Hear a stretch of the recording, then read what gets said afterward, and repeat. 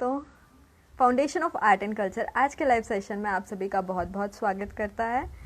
आज के live session में हम बात करने जा रहे हैं देश के वरिष्ठ चित्रकार वी रमेश सर से। सर का जन्म 1958 में आंध्र प्रदेश में हुआ तथा सर ने अपनी कला शिक्षा एमएसयू बड़ौदा से प्राप्त की।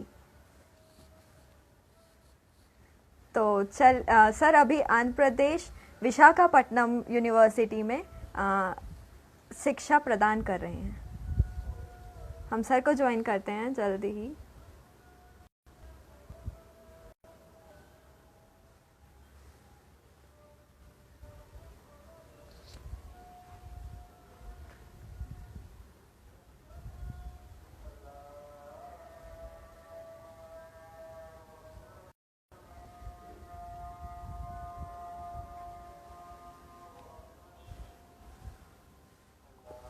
Okay, sir joined.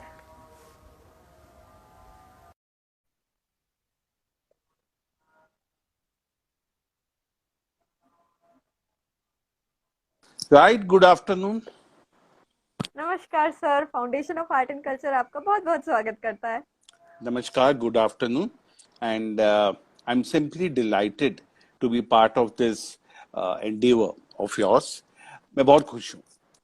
And I want to share this with everyone that this is my first attempt at communicating या बाकी लोगों के साथ मेरी दिल की बातें शेयर करना. First time I'm actually doing it on a digital thing, and I'm very grateful for the Foundation of Art and Culture to have given me this opportunity. Thank you, beta. Thank you sir.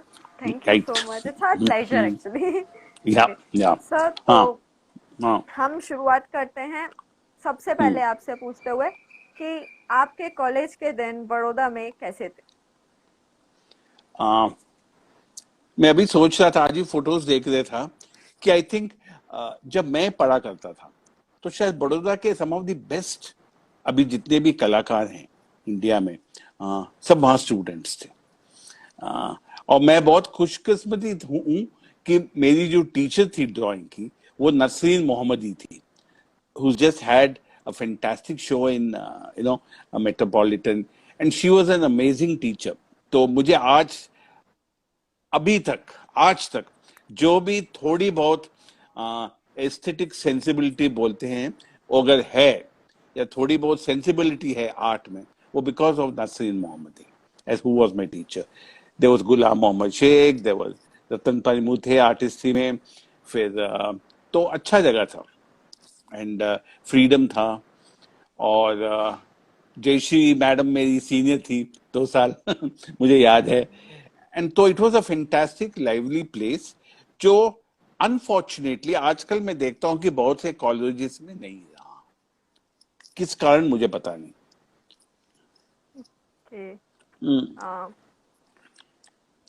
And दूसरी बात ये थी कि एक तरह की जो स्वच्छता और स्वतंत्रता दी जाती थी स्टूडेंट्स को टू एक्सप्लोर कि उनके दिल में क्या है, क्या करना चाहते हैं, तो वो बहुत इंपॉर्टेंट था. शायद आज भी करते होंगे, बट मेरे को लगता है उस जमाने में in 70s and 80s I think it was a great thing and to be encourage. कभी कभी तो मेरे को लगता है मैं आधा टाइम मेरी जिंदगी में कॉलेज में मैं कैंटीन में बैठा रहा हूँ. अभी मैं चाय पी रहा था, मुझे याद आया I should tell you this, क्योंकि बट कैंटीन इतनी exciting. I think some of the most fantastic ideas were hatched in the canteen over a cup of tea. And Baroda was an amazing place. In fact कुछ सालों पहले हमने एक show किया था which was called back to school, curated by एक मेरा दोस्त है वीर मुंशी, बहुत ही वरिष्ठ कलाकार हैं, दिल्ली में रहते हैं, कश्मीरी आर्टिस्ट हैं. तो उस जमाने के जो आर्टिस्ट थे उनका काम लेके लेकिन we were going back to school, हम वापस जा रहे थे कॉलेज, तो it was called back to school और हमने वो शो किया था कि ऑल द आर्टिस्ट. तो खैर बड़ौदा में मैंने 7 साल गुजारे हैं और उसका जो असर है जो भी मैं आजकल हूं, तो आई थिंक इन अ वे वो उसी का है, उसी का फल समझो तुम. हाँ. एंड तो ये मैं कहना चाहता हूँ, और एक वेरी इंपॉर्टेंट थिंग, कि जब हम कोई स्कूल से आते हैं तो वो छाप पड़ जाती है कि ये तो बड़ौदा स्कूल का है, ये दिल्ली स्कूल का है, ये ये चेन्नई स्कूल का है। तो वहां का एक तरह का जो काम होता है, उस काम से आप प्रभावित होते हो, और वो तुम्हारे ऊपर छाप पड़ जाता है कि भाई ये कॉलेज से आया, ये ऐसे ही काम करता है। लेकिन शायद मुझे लगता है मुझे बड़ौदा ने वो हिम्मत दी और वो करेज दिया कि मैंने जो कुछ सीखा और जैसे करता था, उसी काम को मैं क्वेश्चन कर सकूं और उससे आगे बढ़ा हूं, या फिर किसी और दिशा में मैं गया हूं। जरूरी नहीं कि उसी को पकड़ के मैं खड़ा रहा हूं जिंदगी भर, नहीं। I think that is the kind of courage जो हमें दिया गया था as part of your teaching, which is how it should be हर कॉलेज में। जी। बोलिए। सर, आपके चित्रों में फॉन्ट्स का मौजूद होना होता है, तो उसकी वजह हाँ, क्या है? एक समय ऐसे आया मेरे काम में जब मुझे लगा कि आ, जो रंग थे या जो आकार थे, फॉर्म थे, आ, उनकी परिभाषा, उनका जो इन्फ्लुएंस था, बहुत सीमित रह गए। मैं जो कहना चाहता था उनसे नहीं हो रहा था। There was something more. And वो आकार और जो कलर्स थे, उसके आगे बढ़कर और कुछ क्या था जो मैं रीएनफोर्स करूं। अब जैसे मैं पेंटर ही नहीं है, मैं टीचर भी हूं, तो मैं ये उदाहरण देना चाहता हूं कि क्लास में जब किसी को कुछ बोलना पड़ता है, जो से एक तो तुम बोलते हो, या फिर तुम्हें स्ट्रेस करके बोलना पड़ता है, आवाज ऊंची करते हो। तुम बोलते हो मैं कह रहा हूं ना, करके देखो, ऐसे कुछ बोलते हो ताकि वो स्टूडेंट्स के दिमाग में बैठे कि ये इंपॉर्टेंट है। तो वैसे अगर मुझे अपने काम में करके दिखाना है, मैं क्या कर सकता था? फॉन्ट्स लेकर। तो the writing came into as part of my painterly landscape, अंदर आया वो। किस ढंग से आया? वो खाली डिजाइन के डिजाइनी रीजन नहीं था फॉन्ट आने का। वो फॉन्ट कोई स्पेसिफिक बारे में बात कर रहा था। मैंने एक एग्जीबिशन की 2004 दिल्ली में, उसका नाम था 1001 डिजायर्स, जिसमें मैं शायद ये कोशिश कर रहा था कि जो ये मानव क्या बोलते हैं उसको, जो हमें ये sense of desire, of greed, कि हमारे पास कुछ है रिक्वायर्ड, उससे बढ़कर हम चाहते हैं और चाहिए और चाहिए। This is the kind of thing, and it's so bad, I think, this extra greed, that we destroy our world, we destroy our nature, we destroy our landscape, we destroy our relationships with other people, we kill people because of our greed, because कि हमें जरूरत से ज्यादा हमें चाहिए। उसके पास वो है, मुझे ये चाहिए, भले तुम्हें जरूरत हो या नहीं हो। So this was the kind of thing I was talking about in that show, which was a very seminal show. वो मैंने दिल्ली में 15 साल बाद वो शो किया था। उसमें एक काम था जिसका नाम था अ क्वेश्चन ऑफ आंसर्स। मैं बताता हूँ काम। अब मुझे लगा मैं फॉन्ट यूज करता हूँ हर काम में, क्यों ना खाली फॉन्ट ही यूज करूं, क्यों ना मैं खाली लेटरिंग ही यूज करूं, सिंपल लेटरिंग। वो कोई एक्स्ट्रा नहीं था, वो lettering, simple lettering, Roman, I think it's called Roman bold और रोमन इटैलिक, जो मैंने यूज किया था। And keeping my view, my themes in mind, I was reading the partly the Mahabharata. उस टाइम महाभारत में एक प्रसंग आता है जहां Yudhishthir is asked a set of questions by somebody. It's 100 questions. It's called Yaksha Prashna. Mahabharata, it's a very important thing. And it touches upon things like values. जिंदगी में क्या महत्वपूर्ण है, क्यों हम लोग कुछ चीजों को ज्यादा महत्व, simple things of ethics, morality, जो आजकल भी बहुत इंपॉर्टेंट है, स्पेशली जैसे टाइम्स में अभी हम रह रहे हैं। I think these are things which have to come back to our life. So there were 100 questions and 100 answers, and they were painted all in the canvas. 100 questions and 100 answers. That's all. And it was called a question of answers. So something like that. उसके बाद मैं हमेशा एक sentence, एक word जोड़ा करता था अपने काम के साथ, which would also give a clue कि मैं क्या पेंट कर रहा हूं वहां। यू नो, जरूरी नहीं है कि वो वर्ड के माध्यम से ही आप एक पेंटिंग को समझो, क्योंकि जब हम पेंटिंग बोलते हैं उसका अपना अलग अस्तित्व होता है, उसके ऊपर वो किसी और चीज के ऊपर डिपेंड नहीं होता है, स्पेशली वर्ड्स और फॉन्ट्स के ऊपर। उसमें हम जो यूज करते हैं भाषा, language, paint, texture, line, colour, these are things which should express what I'm trying to say. But sometimes I feel the necessity that I have to use words, sentences to reinforce मेरे जो विचार हैं। तो इसीलिए आया font. समझ बचपन में में आया? आपकी दादी, हाँ। जी जी, बचपन में आपकी राइट। दादी द्वारा सुनाए गए रामायण के किस्से को आप किस तरह अलग ढंग से पेंट करके पेंटिंग में उतार देते हैं? दादी नहीं, नानी। नानी हमारे ओके। साथ रहती थी। एंड अच्छा। आई थिंक मैं, कोई बात नहीं, घर में एक, मैं समझता हूँ कि घर में एक बुजुर्ग व्यक्ति को रहना है सच अच्छा इन्फ्लुएंस बच्चों के ऊपर, जो आजकल शायद कम ही हो।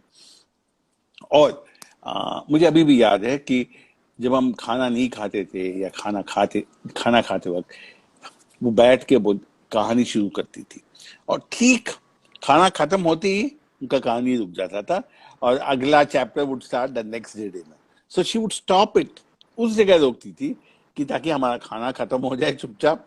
और फिर बट मोर देन ये खाना खिलाने का, मुझे अभी भी याद है ये जो पूरा एक्सरसाइज है कि तुम शेयर कर रहे हो बच्चों के साथ कहानी, वैल्यू सिस्टम्स, मूल्य, जिंदगी के मूल्य इस तरह से आते हैं, ना कि बिठा के ऐसे लकड़ी दिखा के सच बोलो, झूठ मत बोलो, काम करो। ये एक तरह से इनडायरेक्टली शायद मुझे मेरी जिंदगी में है। भूल गया मैं जैसे मैं बड़ा हुआ, बट फिर शायद उनकी कहानियां फिर मुझे एक याद बन के रह गई थी कि at some point they came back into my painting as stories, as anecdotes. 1998 में मैं, for some reason, there was a incident where मैं जाके 4 दिन एक जगह गुजारा which had a very seminal influence on my work and life. This is a place called the Ramana Ashram near Chennai. Now, Ramana Ashram is very famous क्योंकि वहाँ एक संत हुआ करते थे जो 1950 में गुजर गए। उनका नाम था रमन महर्षि। जब वो जिंदा थे वो साइलेंट रहते थे, but he was very well known. He was photographed a lot, especially even by that French photographer Henri Bresson have the fantastic photographs of महर्षि भाई। मैं वहां पता नहीं क्यों पहुंचा। आई थिंक कुछ चीजें अपनी जिंदगी में इसलिए होती है ताकि हमें किसी और मोड़ पे ले जाती है। तो मेरे जिंदगी में ये ऐसा पहलू थी जिसे मुझे दूसरे मोड़ पे ले गई। तो वहां मैं रहा 4-5 दिन, एंड उसके बाद जाता गया, आजकल भी जाता हूँ। और जब भी जाता हूँ वहां मैंने लाइब्रेरी में, उस आश्रम के लाइब्रेरी में कुछ कहानियां वापस मेरी जिंदगी में आई। I read these stories again. And they came back with so much of vividness that they had to enter my work.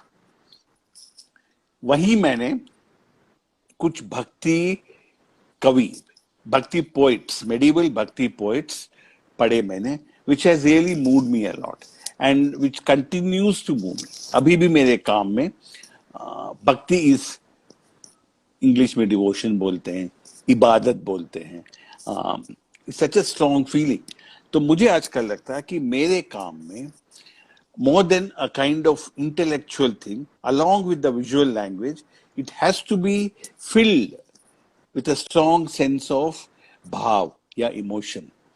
अगर आपने कभी गुलाब जामुन खाया हो या रसमलाई खाया हो, मुंह में रखते आप जैसे ही बाइट करते हो पूरा मुंह रस से भर जाता है।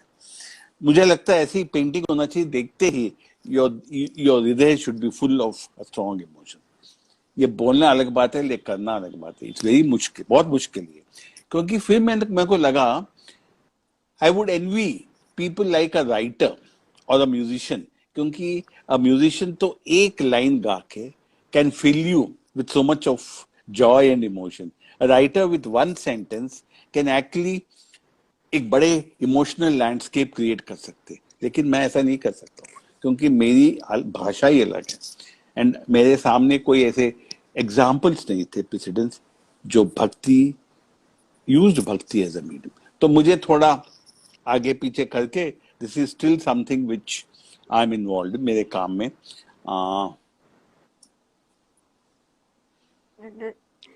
That's it. ओके सर, आपके काम में फिलोसफी का भी इम्प्रेशन है, तो इस बारे में क्या? वेदर फिलॉसफी हो, भक्ति हो, ये कोई जानबूझ के मैं जबरदस्ती नहीं घुसा रहा हूं कि मेरे पेंटिंग में ये होना चाहिए, मैं ये क्या मैसेज दे रहा हूं, नहीं, कभी नहीं है.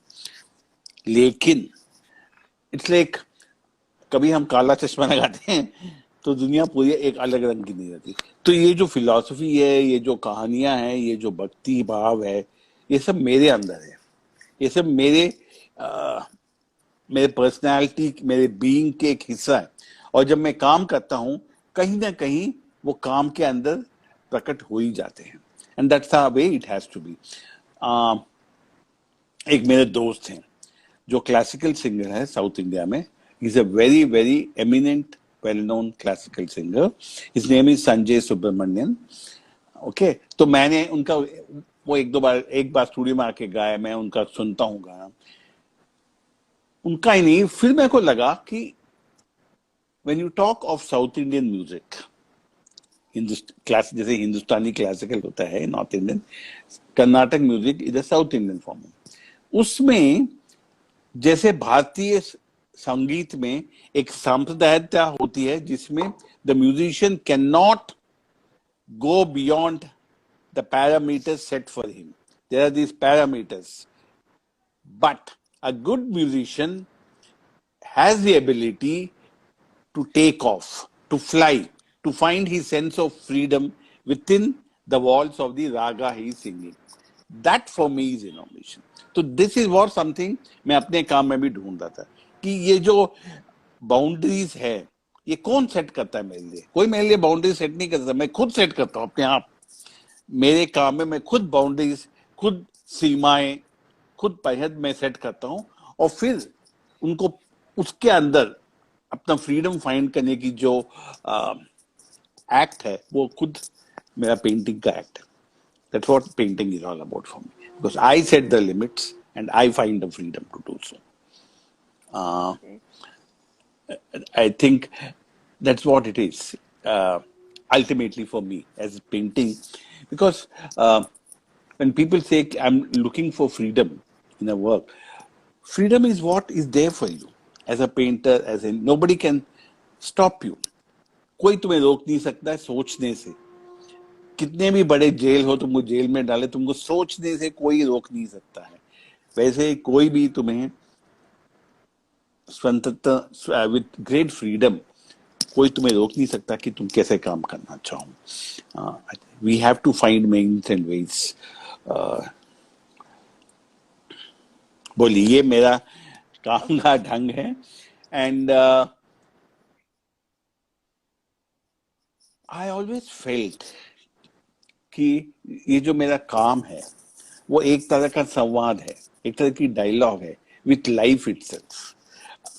You know, if I talk, मैं भक्ति के में बात करता हूँ, मैं फिलॉसफी के बारे में बात करता हूँ, मैं टेल्स के, मैं पुरानी कहानियों के बारे में बात करता हूँ, मैं पुरानी कविताएं, आपने जैसे बोला था कि फॉन्ट की, मैं कभी कभी एक फुल कविता लिख डालता हूँ एक पेंटिंग के ऊपर कि मैं, so that my interpretation along with actual poem is there.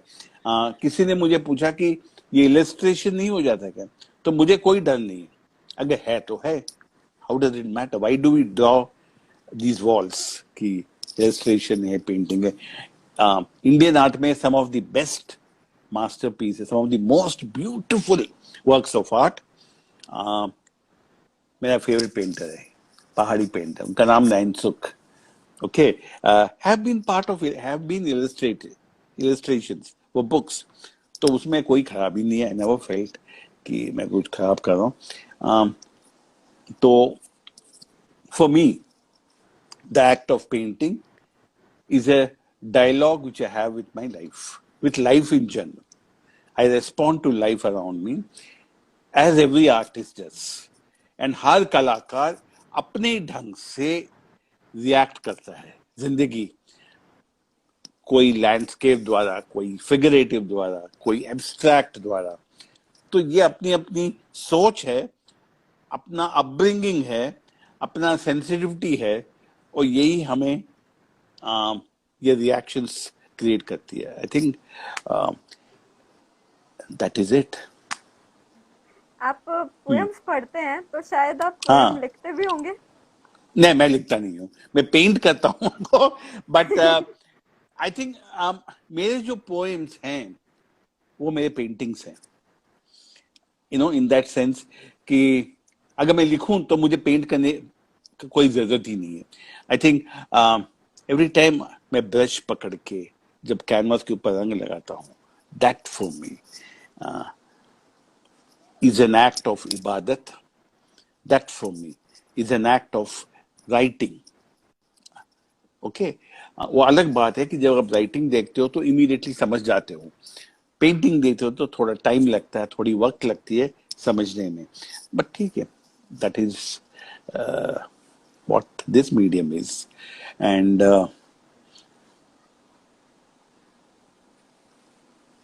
Okay sir, आप टीचिंग के साथ साथ अपनी चित्र कर्म को कैसे कंटिन्यू कर पाते, कैसे तालमेल बिठा पाते हैं? आज मुझे दादा ने, कोई मेरे को पूछ रहा था कि लॉकडाउन में आपकी जिंदगी कैसी बदलेगी, क्या करते हो? मैंने कुछ बदली नहीं है। पहले मैं एक यूनिवर्सिटी में काम करने का एडवांटेज है कि आपके जो टाइमिंग्स है, it leaves you enough time. मैं सवेरे 8 बजे जाता हूँ यूनिवर्सिटी, 1 बजे वापस आता हूँ पढ़ा के, खाना खा के आराम कर, 2 बजे मैं स्टूडियो जाता हूँ, फिर 8 बजे तक नीचे नहीं आता हूँ। काम हो या नहीं हो, मुझे अच्छा लगता है स्टूडियो में जाके चुपचाप बैठना, और कुछ नहीं तो चुपचाप बैठो और देखो ब्लैंक कैनवासेस की तरफ, अपनी रंगों की तरफ, या अपनी अनफिनिश्ड वर्क्स की तरफ। वो मैं अभी भी कर रहा हूँ। तो ये एंड मुझे अच्छा लगता है टीचिंग। मैंने हमेशा बोलता हूँ कि जो मेरे विद्यार्थी हैं, जो मेरे बच्चे हैं, स्टूडेंट्स, उनके द्वारा मुझे जितना मिला है वो शायद मेरे काम को ज्यादा सार्थक और ज्यादा सिग्निफिकेंट बनाया है। वैसे ही मैं जब पेंटिंग करता हूँ, मैं कुछ दे पाता हूँ उनको, मेरे जो ख्याल है, मेरे जो way of approaching a work है, वो मैं उनको सिखा सकता हूँ। तो आई think it's a mutually benefiting thing. And ठीक है, खैर मैं तो अभी अगस्त में रिटायर होने वाला, बट वही लॉकडाउन के टाइम पे मैं भी बताने वाला था, there have been so many students जो व्हाट्सएप के ऊपर इमेज बना के भेजते हैं, सर हमने ये काम किया। सो आई हैव बीन एक्चुअली, मैं काम के बारे में डिस्कस कर रहा था बच्चों के साथ, बता रहा था कि ये करो ठीक रहेगा। तो one is never off from becoming a teacher, and to be as I still believe that एक अच्छे शिक्षक होने की ये लक्षण है कि तुम एक अच्छे विद्यार्थी भी हो। कि to be a good teacher, one has to be a constantly a good student, to be able to learn from everything which life offers to you. खुला रखो अपने आप को, बंद मत करो, so you can take as much as possible from everybody around you, and that I always try to do. Okay sir, चित्र में विषय क्या दर्शकों को चित्र समझने में हाँ, आसानी करता है?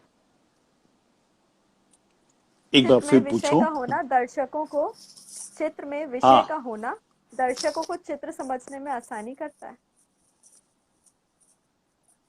ये गलत वाक्य है जो मैं हमेशा बोलता हूँ। इंग्लिश में भी आता है, इंग्लिश में हम लोग बोलते हैं टू अंडरस्टैंड। ओके, हिंदी में तुमने बोला समझने की, वहां समझने की कुछ है ही नहीं, वहां अनुभव करने। जब अब हम एक चित्र देखते हैं तो उसे अनुभव करते हैं, आंखों के द्वारा हम उसको अंदर लेते हैं, फिर अपना माइंड उसको एनालाइज करके हम जो हम जब वो हम उसे अनुभव करते हैं तो वो हमें एक अलग तरह का एक्सपीरियंशियल फीलिंग देता है, जो शायद समझ से, तुम जब बोलते हो समझ, तब इंसान अपना दिमाग यूज करके वहां समझ रहा है, नहीं, पहले देखो, अपने आप समझोगे। ये मैं सबको बोलता हूँ। मैं एक छोटा सा एक्सपेरिमेंट करता हूँ हर साल, मैंने किया है। जब कोई नया स्टूडेंट आता है कॉलेज में, फर्स्ट ईयर में, मैं उनसे एक पेज ड्रॉ करवाता हूँ और बोलता हूँ इसको रखो। 4 साल बाद जब वो फाइनल ईयर खत्म करके वापस जा रहा है कहीं एमए के लिए, उसे उससे वही पेज ड्रॉ करवाता हूँ, एंड टोटल बदल जाता है उसका देखने का ढंग, सोचने का ढंग। Then I said this is what art is, it makes you look at जिंदगी इन अ डिफरेंट वेज। जिंदगी को अनुभव अलग आंखों से करने का जो शक्ति देता है, वो शायद विजुअल आर्ट्स देता है। तो आई थिंक, अब देखो, मैं बिल्ली की तस्वीर बना के नीचे टाइटल दूं बिल्ली, तो क्या तुम बिल्ली को अच्छे समझ सकते हो? नहीं, वो मतलब ही नहीं बनता ना। या मैं एक लैंडस्केप बना के बोलूं लैंडस्केप, तो क्या तुम पेड़ और पहाड़ को अच्छे समझ सकते हो? नहीं, तुमको लगेगा अरे पेड़ है पहाड़ है, बट योर अनुभव, योर एक्सपीरियंस वही रुक जाता है, उसके आगे बढ़ता ही नहीं है। ओके, वो मैं समझता हूँ। तो समटाइम्स ये जो पेंटिंग को एक्सपीरियंस करने का जो जो जो एक्ट है, वो हमें सिखाया नहीं जाता। You know, we have to train our eyes to look at more things, और हम जितने ज्यादा चीजों को देखते हैं, उतना हम में वो सेंसिटिविटी बढ़ती है, विजुअल सेंसिटिविटी। जितना हम सुनते हैं, when it comes to music, उतना तुम्हारी सेंसिटिविटी ज्यादा बढ़ती है, और जितना तुम पढ़ते हो, your sensitivity towards words and meanings and literature उतनी बढ़ती है। So this we have to do. Unfortunately, अपने देश में विजुअल कल्चर के बारे में कोई सोचता नहीं है, neither educationists nor universities। तो that's it, I mean, और अब तो मुझे लगता है कि आते आते आते आते आते दिनों में we don't know what kind of education. अभी जैसे मैं बता रहा हूँ तुमको, 2 दिन पहले I got a message, I mean I got a message from the university saying that हम सबके लिए ऑनलाइन एग्जाम कंडक्ट कर रहे हैं, आप फाइन आर्ट्स का भी कर दो। तो लोगों में इतना भी रत्ती भर सेंसिबिलिटी नहीं है कि there are certain things you can not do. How can I have an online exam for drawing और for say for the print make और फॉर स्कल्पचर? नहीं होता है, बट लोग समझते हो जाता है। So this is a lack of knowledge, lack of sensitivity, जो खैर अब उसके बारे में बात करो तो हम बहुत बढ़ेंगे। We come to the education system, we come to the lack of sensitivity and lack of visual knowledge, but yes, we don't have a visual culture, understanding of visual culture in our country होने से हमारी cities शायद अच्छे होते देखने में, every sense.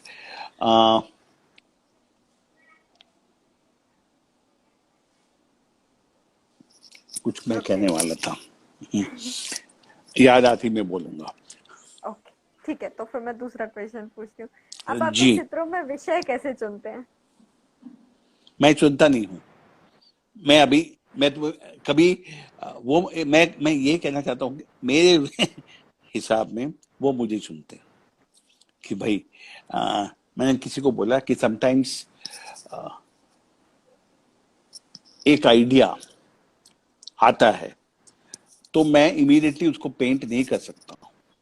वो बीज, कभी तुमने बीज डाला है जमीन में? कोई भी बीज पेड़ के लिए, पौधा उगाने के लिए कभी तुमने डाला है बीज? हम क्या करते जी हैं, थोड़ा जी। गड्ढा खोदते हैं, बीज डालते हैं, कवर कर देते हैं, पानी डालते, सीन।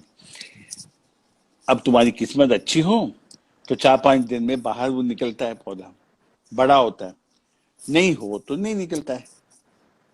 वैसे ही there are हजार ideas. Where do these ideas come from? The ideas come from life around me. सब दिमाग में जाते हैं, दिल में जाते हैं, कुछ और मैं सींचता हूं उनको, कुछ उगते हैं, कुछ नहीं उगते हैं। जो उगते हैं वो मेरे पेंटिंग में रूप में आते हैं, और जो नहीं उगते गए। मैं अभी एक पेंटिंग कर रहा हूं, वो 2 साल से लगा हूं उसके ऊपर, नहीं हो रहा है। आई समटाइम्स मैं क्यों कर रहा हूँ, इसके पीछे पड़ा हूँ, हो ही नहीं रहा। This is a story which I would like to share with my viewers, because in a way ये story is so relevant to what is happening around us. Time है तो मैं बताता हूँ ये कहानी, 5 मिनट लगेगा अगर टाइम नहीं है। बिल्कुल है, टाइम बहुत है ये अभी। ये कहानी मैंने किसी के द्वारा सुनी थी कि 1840, आई थिंक 1840 में आंध्र प्रदेश के एक भाग में there was a lady, her name was Seethamma, she was married, but कुछ कारणवश सीतम्मा liked लोगों को खाना खिलाना। जो भी 10-11 बजे सवेरे उसके घर पे सामने से गुजरता था, वो बोलती थी बेटा खाना खाओ, आ जाओ, मैं अब भी खाना परोस रही थी, and she would feed people. उस जमाने में जबकि जाति पात का बहुत ही ज्यादा स्ट्रिक्ट था, caste system, she would feed people. She was a poor Brahmin woman, but she fed people across castes, across religion, across पैसे हैं या पैसे नहीं हैं, जमींदार, राजाएं, poor people, labor, सबको वो खाना बना के फीड करती थी।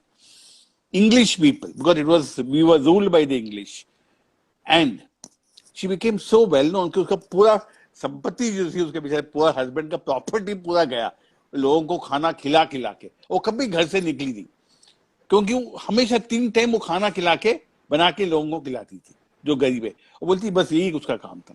एक बार उसको दिमाग में आया कि बाजू वाले गांव में एक मंदिर था जो उसको जाना था। बहुत दिन से सोची मुझे वो मंदिर देखना है। तो उस जमाने में खैर कोई गाड़ियां नहीं थी, वो पालकी में बैठकर उसको ले जाते थे। तो शाम होगी तो वो एक उसको क्या सराय में वो रेस्ट कर रही थी कि अगले दिन सवेरे चली जाऊंगी। रात को उसके रोने का आवाज सुनाई दिया, कोई बच्चा रो रहा था कि भूख लगी है माँ। तो उसकी बाजू वाले रूम से तो औरत ने बोला कि रुक जाओ, कल सवेरे हम लोग पास वाले गांव में जाएंगे, वहां सीतम्मा का घर है, वो खाना बना के खिलाएगी। ये जब उसने सुना, मंदिर जाने का आइडिया उसने छोड़ दिया, एंड रातों रात वो अपने घर आके खाना बना के बैठ गई कि कब ये बच्चा माँ आएगी उसको खाना करके भेज दिया। एनीवे द स्टोरी इज, उस टाइम के जो ब्रिटिश किंग थे, I think Edward VIII, somebody who was there, he was getting his coronation done in England. He heard about this woman, और उन्होंने ऑफिसर्स को बोला please ask her to come to London to attend my coronation and be there for the banquet. She said मैं आ जाऊंगी तो खाना कौन खिलाएगा? She never went.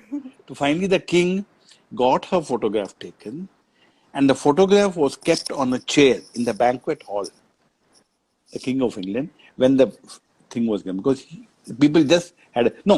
Then of course लोग उसके बारे में भूल गए, फोटो भूल गए। Recently I think the photo came back, किसी ने देखा हुआ and the story came, but वो लोगों के दिमाग में एक कहानी रह गई, सीतम्मा कैसे फीड करती थी। तो somehow this story touched me कि आजकल कितने लोग खाना और अन्न के ऊपर इतना ध्यान देते हैं। we have our value systems have changed. We don't give so much importance to food. जैसे एक जमाने में दिया जाता था। तो I said this woman, I had to paint her portrait. जो भी एक faded छोटा सा फोटोग्राफ मुझे मिला, I said I have to paint her. I have to paint her as somebody who fed people. ये था आइडिया। तुमने पूछा मेरे को आइडिया कैसा था, ये था। 2 साल से मैं पेंट किए जा रहा हूँ। I am not happy with the portrait. Actually we don't have a good portrait, faded है। मैं कैसे करूं? फाइनली मुझे लगा कि maybe she doesn't want her portrait to be painted. Maybe this woman doesn't want her portrait to be painted. And who is Sitama? Sitama is not just one single woman. It's the idea of feeding भूखे लोग. Do we have it? Do we feed people? आजकल मैं देखता हूँ लोग सड़क के ऊपर चलते हुए जा रहे हैं अपने अपने गांव। Okay, the idea that you should feed them. बच्चे हैं, मेरे को लगा अभी सीता होती शायद she would have fed them, now all these people. So I'm actually doing, now the painting idea has changed. I'll do something else. I'm painting her portrait, but will not be a human figure. It'll be the landscape of the whole agricultural landscape which feeds people, which we have forgotten.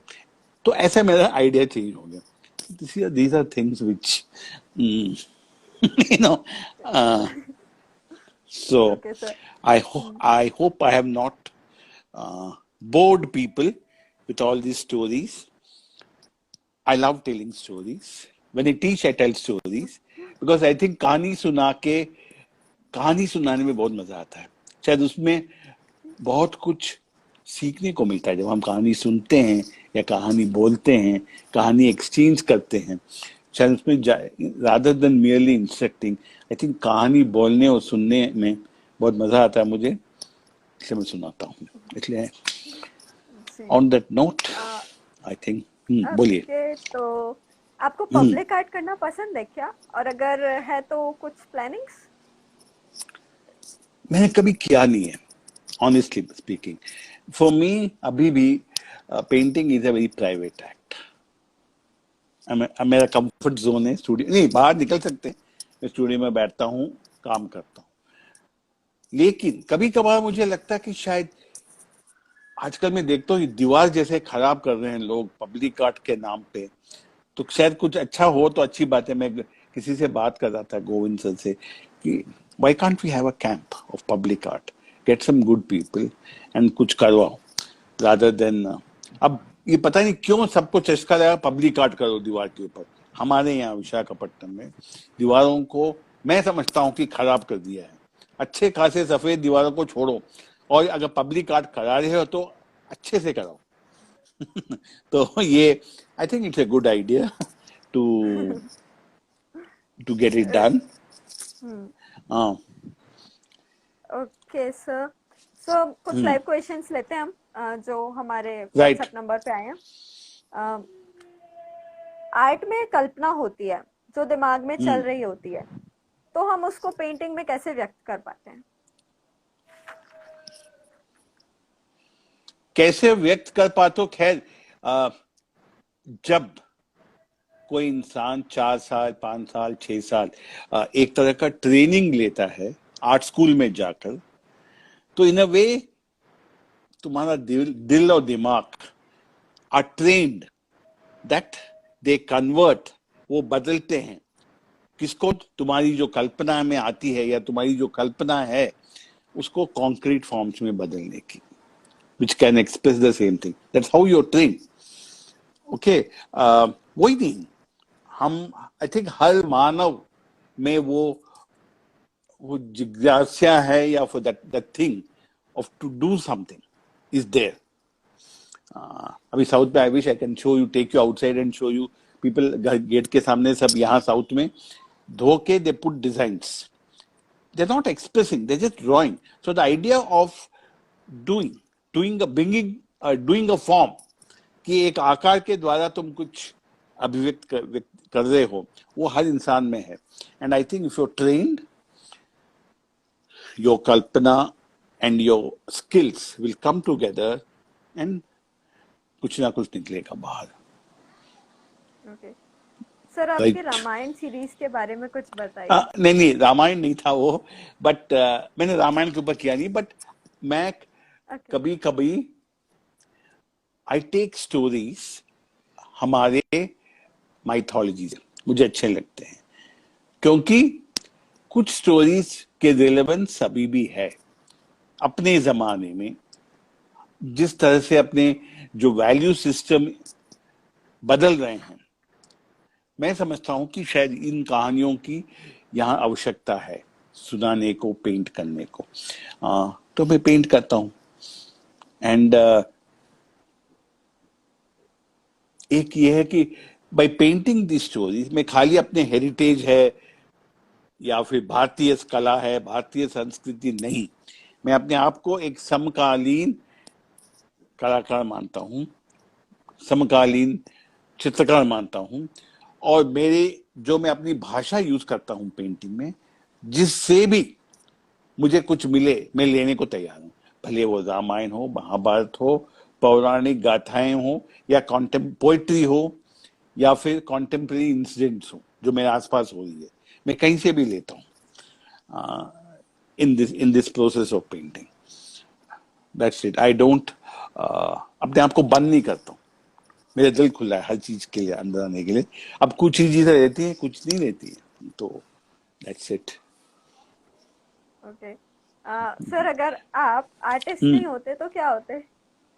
हाँ, क्या था मुझे कभी पता नहीं। मुझे एक जमाने में, नहीं ये सच्ची में सीरियसली बोल रहा हूँ, हाँ। I wanted to be picture hall में जो टिकट काटता है ना, वो गेट के बाहर खड़े होके।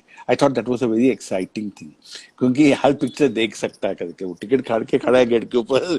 Honestly for quite some time I wanted to be a ticket collector. लेकिन एक्चुअली आजकल के बच्चे are so focused, they want to ये बनना है वो बनना है। मेरे दिमाग में कभी था ही नहीं।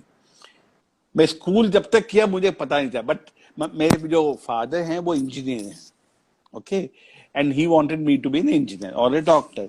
तो मैंने बीएससी किया उधर, first year second year, and नहीं, और कुछ होता नहीं था, and I was so bad at science and maths, and suddenly, and but I used to paint उस जमाने में, एंड सडनली मुझे एक दिन लगा it's so good to be a painter. क्योंकि किसको पता था उस दिन कि पेंटर बन सकते हो, कहाँ जाना है, यू नो। फिर फाइनली, ये मैं कभी तुम्हें बताऊंगा एक चाय के ऊपर कि कैसा मैं गया फाइनली बड़ौदा, बट पहुंच गया बड़ौदा एंड फाइन आर्ट्स किया। एंड जब मैं फाइन आर्ट्स ज्वाइन हुआ, तब मुझे पता चला कि मेरे क्लास में जितने भी लोग थे, सबने ग्रेजुएशन करके आए थे। किसी ने बीएससी किया था, किसी ने बीए किया था, किसी ने बीकॉम किया था। मैं बीएससी करके गया, फाइनली मैं छोड़ दिया था। बट क्योंकि उस जमाने में लोगों को ये आइडिया ही नहीं था, नेटवर्क तो खैर ही था ही, कि फाइन आर्ट्स नाम की कोई चीज होती है। तो सबने कुछ ना कुछ किया, और जिंदगी में कभी तुमको इन्फॉर्मेशन मिला कि भाई फाइन आर्ट्स नाम की चीज है, तो करने के बाद तुम जाके फिर फाइन आर्ट्स करो। बट मुझे लगता है वो करने से एक तरह से अच्छा ही था, क्योंकि वी वो मेच्योर्ड थोड़े। जब एक डिग्री करने के बाद थोड़ी बहुत मेच्योरिटी तो आती है। तो हम लोग जब फाइन आर्ट में गए थे, तो वो थी कैसे हमें कलाकार बनना है। 3 साल बीएससी करके मैं गया, और अगर उस जमाने में शायद मैं अच्छा होता मैथ्स में या साइंस में, तो कोई इंजीनियर बन गया होता मैं अभी तक। और क्या, या डॉक्टर। अब वही तो है। Okay. And that's it. I okay think sir, we आपने शुड। कभी एब्स्ट्रैक्शन किया? कभी किया की बात नहीं होता है ना ये, क्योंकि हम लोग डिसाइड थोड़ी करते हैं कि अब मैं फिगरेटिव कर रहा हूँ या अभी मैं एब्स्ट्रैक्ट करने वाला हूँ।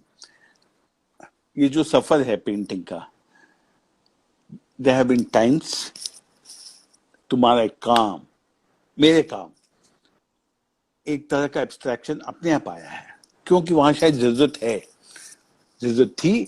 और तुम सडनली पेंटिंग खत्म होने के बाद तुम्हें लगता है, ये बहुत लोगों ने बोला कि तो एब्स्ट्रैक्ट की तरफ जा रहे हैं, ऑलमोस्ट एब्स्ट्रैक्ट है करके, हो सकता है, you know. So I think one should be open and से मुझे नहीं करना ये एब्स्ट्रैक्शन, मैं तो फिगरेटिव पेंटर हूँ, या मैं एब्स्ट्रैक्ट पेंटर हूँ, मुझे फिगरेटिव नहीं करना।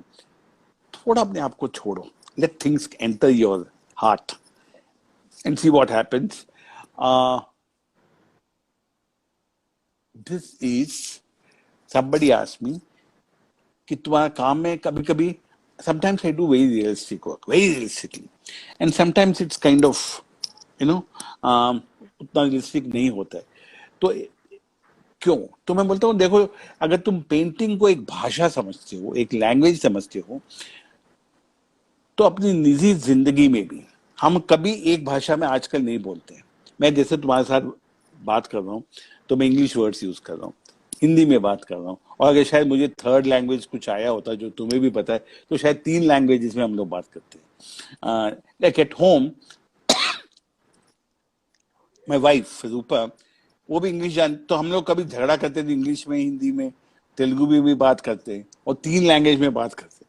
तो नथिंग गोज रॉन्ग। ये जो आइडिया ऑफ शुद्धता की भाषा में होनी चाहिए, I am a bit sceptical about it, भाषा इज फॉर कम्युनिकेशन, और जहां तक हो सके अच्छी बात है। तो अगर मेरे काम में मुझे लगा कि एब्स्ट्रैक्शन द्वारा एक आइडिया और मेरी कल्पना का रियलाइजेशन अच्छे ढंग से होता है, आई विल गो टूवर्ड्स एब्स्ट्रैक्शन। मुझे कोई किसी को बताने की जरूरत नहीं, अपने आप automatically I will go there. जरूरत नहीं है तो नहीं है। I think these are painterly needs जो हर पेंटर फेस करता है। ऐसा नहीं कि वी डोंट डिसाइड कि आज मैंने लैंडस्केप पेंट किया, मंगलवार को मैं फिगर करूंगा और सैटरडे को मैं, I think as part of your journey you sometimes enter into areas which are totally different from your style of working, and I think अपने आप को खुला रखना, मैं समझता हूँ, मैं हर किसी के लिए मैं समझता हूँ कि as a painter it's very important for me to keep myself open to all kind of influences, to every kind of image, every kind of thing. हर चीज तो हम लेंगे नहीं। जो चीज तुम्हें इंपॉर्टेंट है, जो चीज तुम्हारे लिए काम आ सकती है, ऑटोमेटिकली वो तुम्हारे काम में आ जाएंगे। बट पहले से दरवाजा बंद करके नहीं चाहिए मुझे बोलना इज नॉट राइट। जी on that note I think yes, if sorry there are sir. any more questions, okay have I yes spoken sir. enough? I guess I think हाँ नहीं, अभी थोड़ा सा टाइम और है। हाँ बोलिए बोलिए। थोड़ा सा टाइम, हम एक दो क्वेश्चन हम और ले सकते हैं। जरूर। सर, आपके इंस्टॉलेशन के बारे में कुछ बताइए।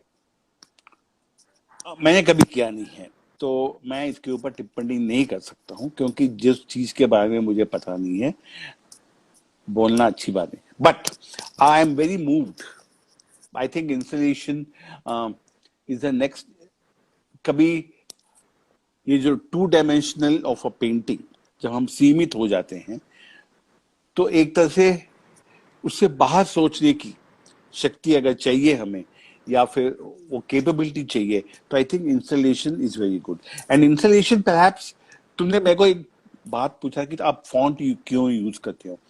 मैंने आपको बोला कि फॉन्ट इसलिए यूज करता हूँ क्योंकि जो चीज पेंट से नहीं होती है फॉन्ट से होती है। जो चीज पेंटिंग से नहीं होती है, 2 डायमेंशनल थिंग से नहीं होती है, तुम उसके आगे बढ़ाओ तो इंस्टॉलेशन की जरूरत है। लेकिन मैं समझता हूँ इंस्टॉलेशन करने से पहले थोड़ा बहुत अंडरस्टैंडिंग होनी चाहिए, थोड़ी बहुत understanding of not just the material, understanding of the historical process. अगर मैं इंस्टॉलेशन कर रहा हूँ जबलपुर की एमपी में, सब जैसे हम लोग बात कर रहे थे अभी कि पोहा जलेबी क्यों खाते हैं नाश्ते के लिए, no suppose, no it can be a very valid topic कि why, no, there could be some kind of historical reasons, processes कि एमपी में पोहा जलेबी क्यों खाते हैं, जबकि राजस्थान में जलेबी दूध या जलेबी रबड़ी खाते हैं, और गुजरात में ऊंधिया जलेबी खाते हैं। सो शुड वो समझ होनी चाहिए कि उसके जो पीछे इतिहास है, क्यों हुआ है। ये अगर बैकग्राउंड नॉलेज अगर हम में है तब वो वैलिड होता है। खाली तुमने आके 2 झाड़ू लटकाए, 2 मटके लटकाए, इंस्टॉलेशन हो गया, या मैंने कुछ लगा दिया, जो बहुत लोग आजकल करते हैं मैंने देखा है, उसमें कोई तुक नहीं है। You have no understanding of the process, the historical process जो है उसके बारे में तुम्हें समझ नहीं है। बिना समझ के तुम कर रहे हो, it just remains a मियर gimmick. तो हाँ सर, आपके एंड कंटेम्प्रेरी आर्टिस्ट के बारे में कुछ बताइए जो जी। कंटेम्प्रेरी ऑफ हुज देयर आपके कंटेम्प्रेरी जो आपके साथ सी मेरे, अच्छा मेरे साथ जो थे, आई डोंट नो या इफ, जो वहाँ जयश्री चक्रवर्ती वाज माय सीनियर, वो 2 साल सीनियर थी। जब मैं बीए फाइनल में थे वो एमए कर रही थी। मेरे साथ थी very well known painter called Rekha Rodwittiya, and Vir Munshi, Ravinder Reddy जो स्कल्प्टर हैं वो 1 साल सीनियर थे, वॉल्टर डिसूजा जो प्रिंट मेकर हैं वो भी थे। आई थिंक आसपास, I think they were quite a lot. इन सब में सबसे ज्यादा पसंद आपको कौन थे? सब मेरे दोस्त ही तो हैं। पसंद की बात पर नहीं उनके कुछ काम जो आपको बहुत पसंद हो। है। नहीं नहीं, अब देखो ये कहना मुश्किल है अब। इसलिए हर आर्टिस्ट का कुछ काम तुम्हें पसंद आते हैं। मुझे ऐसे ऐसे देखो, one of my favourite painters in Baroda was somebody called Bhupen Kakkar, who died. He was passed away. No, Bhupen Kakkar is a very controversial painting. I've seen most of the work being done, but there are some works which I like a lot. You know, मैं बताया था कि जैसे एक पहाड़ी painter है Nainsukh, who is one of my favorite painter. No, first of all मुझे वो नाम ही बहुत पसंद है उनका। क्या नाम है? जो नैनों को सुख देता हो, पेंटिंग उससे ज्यादा और क्या कर सकता है कि नैनसुख। अब Nainsukh is my favourite painter, but there are some paintings which I just love. मुझे बहुत ही पसंद है उनके। क्यों? बस उनमें कुछ है वो बात जो तुम्हें छू लेती है। तो अब ये बैठ के मुझे उसका ये पसंद है, ये पसंद है, but yes, it's not, you might like a painter but it not necessary नहीं है कि उनका हर काम तुम्हें पसंद हो। कुछ काम तुम्हें पसंद हो सकता है, कुछ नहीं है। ये कोई क्वेश्चन आ रहा है sir, why are there so many layers आपके लेयर इन द या इट्स नॉट अ, ये कोई वो नहीं है जैसे कुछ चीज में, जैसे हम लोग लच्छा परोठा बनाते हैं उसमें इतने लेयर्स है कि ऐसे बनाने का तरीका है करके। It's not that. मैंने क्या मैं अपना दिमाग इतनी बदल देता हूँ कि एक बार पेंट किया, फिर मुझे पसंद नहीं है, फिर दूसरा किया, फिर पसंद नहीं है, फिर निकाल के वो करता रहता हूँ। तो एक ऐसा वक्त आया जब मैंने देखा कि मैंने 3-4 लेयर करने के बाद मुझे पसंद नहीं था पेंटिंग, तो मैंने टर्पेंटाइन लेके ऊपर वाली जो परत थी पेंटिंग की उसको निकाल दिया, रब करके पेंट निकल जाता है, उसके ऊपर फिर किया। लेकिन फिर मैंने देखा कि कुछ पेंटिंग्स में नीचे वाला इमेज भी दिख रहा था ऊपर, तो इट वाज ऑलमोस्ट लाइक वो साक्षी है कि ऐसा ये प्रोसेस हुआ है कि ये नीचे है, ये बीच में था, एंड ये ऊपर है। तो it was like a visually बहुत इंटरेस्टिंग था वो देखने में। और फिर बाद में मैंने ये भी नोटिस किया कि जब लोगों को दिखाता था, लोग जनरली क्या करते हैं, जब पेंटिंग को देखते हैं ना, उनकी नजर ऊपर सरल से ऐसे पास करते हुए नेक्स्ट काम पे चली जाती है। It just skims on the surface of the painting and goes to the next work. This way कुछ लोग, हर कोई नहीं, कुछ लोग वो forced to stand before the work, because क्या हो रहा है अंदर इसके, क्यों है ये लाइन, क्यों है यहाँ, and they would be drawn inside the work. Almost जैसे पेंटिंग उसको क्या बवंडर बोलते हैं, क्या बोलते हैं, पानी में जो होता है खींच लेता है अंदर।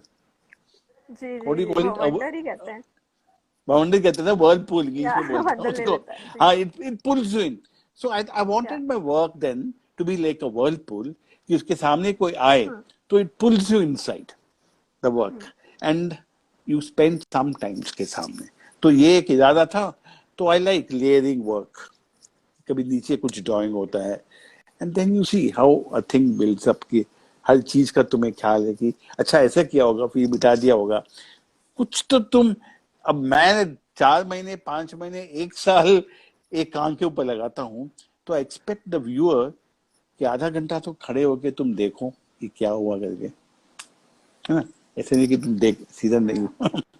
हाँ, so that was that. Okay sir, आपका सबसे पसंदीदा मीडियम कौन सा है? आपको सबसे अच्छा मीडियम कौन सा लगता है?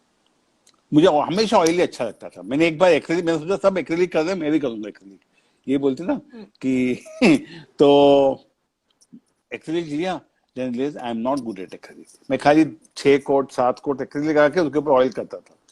I love oil. और सबसे मुझे, मैं डरता था वो मीडियम से, कभी किया भी नहीं, कॉलेज दिनों में कभी नहीं किया मैंने, बहुत वाटर कलर्स। वाटर कलर्स करने का बहुत ही एक तरीका होता है ना, like you get, I was so scared, कभी छुआ नहीं मैंने। पास होके मैं जब था वाइजैक में 2008, मैंने सोचा थोड़ा वाटर कलर करते हैं, तो मुझे खराब भी हो जाए तो हो जाने दो, कौन मुझे मार्क्स फेल करने वाला है या मुझे मारने वाला करके, मेरा स्टूडियो, मेरी मर्जी, मैं करूंगा water colour. And I started doing large water colours, okay, really large, 4 feet 5 feet start, छोटे से स्टार्ट किए, and then I started printing water colour paper के ऊपर, वाटर कलर से प्रिंट करता था। They did all kind of नाटकबाजी उसके साथ, कि प्रिंट करता था, वाटर कलर करता था, धो डालता था। वो धो डालने वाला जो था एक्शन, आई लाइक्ड इट। जब मैं कोई पेंट करके या प्रिंट करके वाटर कलर से उसको धो डालता था ना, तो एक फेंट हल्की सी दाग रह जाता था कागज के ऊपर रंग का। ये जो दाग था ना, it reminded me of a memory, a faint memory of things which happened. So I started working on that dark business. And Abhi, I love doing watercolors now. I do large watercolors. I also do oil. Uh, या bas, so ठीक। that's that. हाँ, And okay. बोलिए। Okay sir, Hmm. Thank you. अब समय भी हो गया है Very वरना good. कट हो जाएगा Uh, वीडियो। तो thank you Thank so you, much sir. all of you who have been listening to me. And in case anyone has any issues with it or anything to ask me, if not this, I'm on Facebook. Please get in touch with me, and it'd be wonderful talking to you. Thank you all, and thank you, Unnati, for bearing with me for no, 1 hour. Thank you so much sir, Take it's care. My pleasure Right, too. brother. Huh? Yeah. Okay, thank you sir. हम आपके बहुत बहुत आभारी हैं, foundation of art and culture आपका बहुत बहुत आभारी है कि आज आप हमारे लाइव सेशन में आए। धन्यवाद। Thank you sir. धन्यवाद दर्शकों। कल शाम 5 बजे हमारे साथ आ रहे हैं मुरलीधरन सर। सो आप सभी का वहाँ फिर स्वागत है। धन्यवाद।